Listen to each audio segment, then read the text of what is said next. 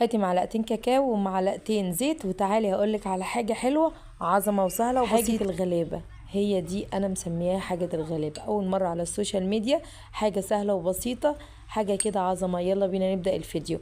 زي ما انت شايفين هتجيبي اي بولة معاكي، هتنزلي بكوباية من الدقيق بالشكل اللي انت شايفاه ده، وهننزل عليه كمان بكوباية يعني مجين من الدقيق، عليهم ربع معلقة من البيكنج باودر، وعليهم ظرف واحد من ظرف من الفانيليا، عليهم نص كوباية من السكر، عليهم معلقتين ونص من الكاكاو، ورشة من الملح، و3 معالق من الزيت الكبار، وهنحطهم على بعض وهنبتدي ان احنا نقلبهم كويس جدا.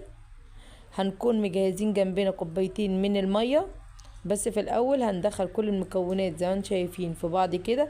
اول كوبايه هحط اول نص، وبعد كده هرجع احط نص، وهرجع تاني اروح جايبه كمان كوبايه، وهروح نازله بيها لحد ما القوام بتاعنا يكون عامل زي الكريب.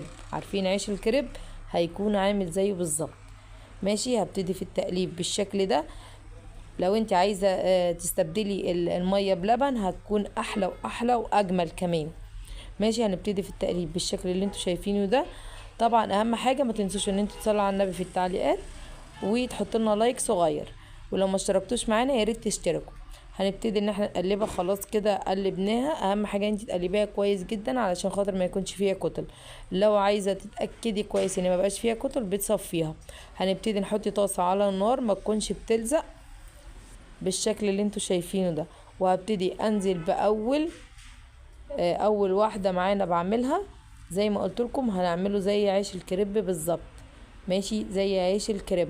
حاجه كده سهله وبسيطه ومش هتاخد معاكي وقت، وفي ثانيه وهتلاقيها اتعملت. زي ما انتم شايفين هو بيبتدي ان هو يستوي، بس انا بسويها على الجنبين. وما تخافيش من اليمه اللي هي ان احنا نقلبها دلوقتي، هي مش محروقه ولا حاجه، لا هي بيكون لونها كده علشان خاطر الكاكاو. ماشي، هبتدي ان انا اقلبها على اليمه التانية. زي ما انتم شايفين انا قلبتها خلاص اهي. اهم حاجه تكون الطاسه ما بتلزقش، عشان خاطر لو عملتيها في اي طاسه تانية استانلس او الومنيوم هيلزق فيها على طول ومش هتنجح معاكي الوصفه نهائي. وبتكوني بالراحه خالص على العجينه، علشان خاطر بيكون العجينه دي غير بتاعه الكريب شويه، بيكون يعني بصوا مش مستحمله، لكن بتاعه الكريب بتستحمل عنها. ماشي، هبتدي اعمل الكمية كلها وارجع لكم تاني. خليكم معايا، اوعوا تروحوا في اي حتة، اوعوا تكونوا نسيتوا تحطوا لي لايك. وبكده خلاص انا كده خلصت. عملت اربع طبقات، 4 طبقات زي ما انتوا شايفين كده. هبتدي اجيب اول واحدة تكون معانا في الطبق. هتكوني مجهزة معاكي صوص شوكليت، اي شوكليت ممكن تشتريه من بره، او لو عندك نوتيلا او اي شوكليت انتي حباه احشي بيها. ماشي، انا ببتدي اعملها كده علشان خاطر انا مش عايزاها من جوه تكون مليانه، علشان اعرف اتحكم فيها كويس. هبتدي اعمل ال4 طبقات بالشكل اللي انتوا شايفينه ده. ماشي، يعني بتحط حوالي معلقتين، ماشي معلقتين او 3 معالق على اول طبقه وتاني طبقه وتالت طبقه ورابع طبقه. هتكوني بنفس النظام.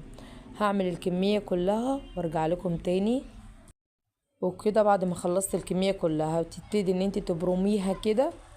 ماشي، زي ما انت شايفة بالشكل ده. هبتدي ان انا ابرمها بالشكل ده، وهيكون معايا بقية الشوكولات اللي فاضلة.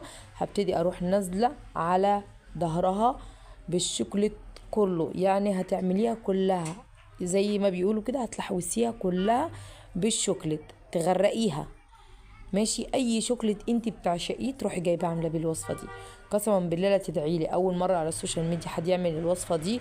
والله العظيم الوصفه دي اختراع اختراع. هتجربيها وهتدمنيها. ماشي، زي ما انت شايفه انا نزلت بالشوكليت كله. هتبتدي بقى، انا كان عندي شويه شوكليت مسامير. ماشي، لو انتوا عارفينه اللي هو الشوكليت الصغنطوط الاسمر ده. هبتدي اروح جايباهم رشاهم على الوش. لو عندك برضو اي حاجه ممكن تحطيها على الوش، بتفرح ولادك جدا جدا جدا. وبسم الله ما شاء الله. يعني انتوا شايفينها ما خدتش معايا وقت خالص، وما خدتش اي مكونات خالص. شايفين انتم الشكل؟ شايفين الشكل؟ امال لو دقتوا طعمها بقى، يا لهوي على الطعم وعلى الطعم. انا مش عارفه اوصف لكم الطعم، قسما بالله طعمها جنان قوي قوي قوي. قسما بالله عجبت ولادي جدا جدا وعجبت جوزي جدا. والله سألنا عليها تاني يوم قلت له لا خلاص خلصت ايه. يعني بسم الله ما شاء الله ما بتقعدش خالص. هتبتدي تقطعيها كده وبكده تكون خلصت معانا. بس قبلها انا سبتها حوالي 5 دقايق بس على جنب، ما بتحطهاش في التلاجة ولا اي حاجة، انت بتحطيها على جنب بتلاقيها لوحدها تماسكت كده. يعني لما بتهدى كده بتلاقيها تماسكت، وتقدري بقى تقدميها بالشكل اللي انت عايزاه. طبعا ولادي كانوا واقفين فطبعا لازم اديهم هما الاول وبعد كده اصور لكم. زي ما انتم شايفين بتشيلي القطعه بقطعتها. بصي بسم الله ما شاء الله ملفوفه.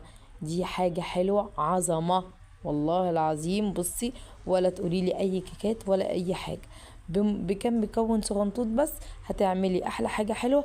اهم حاجه تعمليها وتدوقيها وتقولي لي رايك في التعليق.